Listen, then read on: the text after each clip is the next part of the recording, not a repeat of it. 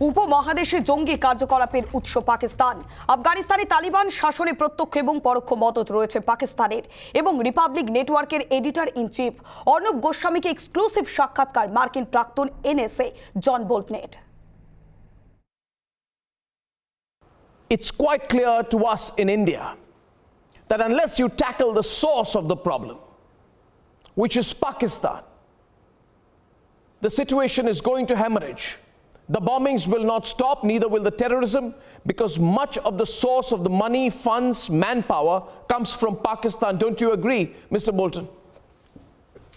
Well, I think that's certainly the case. I think from the U.S. perspective right now, I have to say that the Biden administration decision, which carries through the Trump administration decision to withdraw U.S. and ultimately NATO forces from Afghanistan, has put us in a conclusively worse position to deal with all of the terrorist problems that we see coming out of Central Asia. And I think that is a development we still have not taken into account in our strategic thinking.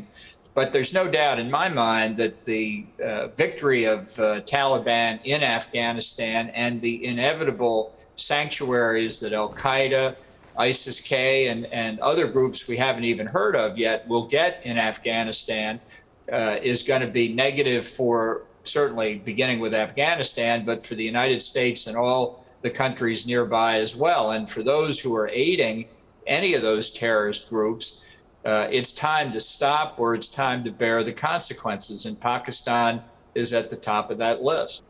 The Jaish-e-Mohammed under Hafiz Saeed provides manpower to the ISIS-K. The Pakistan ISI gives $200 million of aid, which it receives from the West, and from China, it hands it over to the ISIS-K.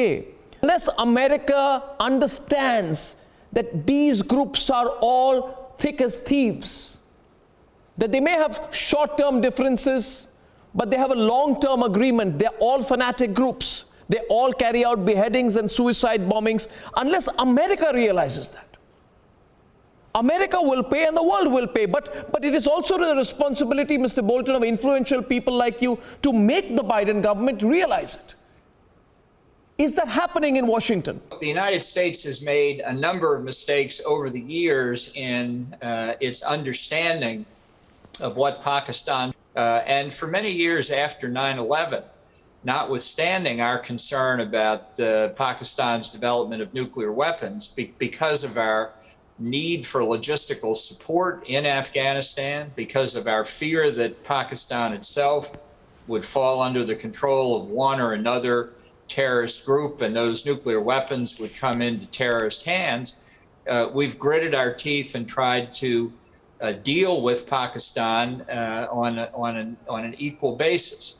The U.S. has to put it to Pakistan very directly. Either we see an end to this support for terrorism, or we're going to have a very different relationship. We've tried hard because of the risks posed by a nuclear Pakistan to give them some slack. But we don't need their logistical support in Afghanistan anymore because we're not there. And the support that ISI does give to terrorist groups across the board, and we've seen that in attacks on India right after our own 9/11 and many others that you're aware of, that this is simply not acceptable. And the ultimate threat of the nuclear weapons falling into terrorist hands is something we will not accept.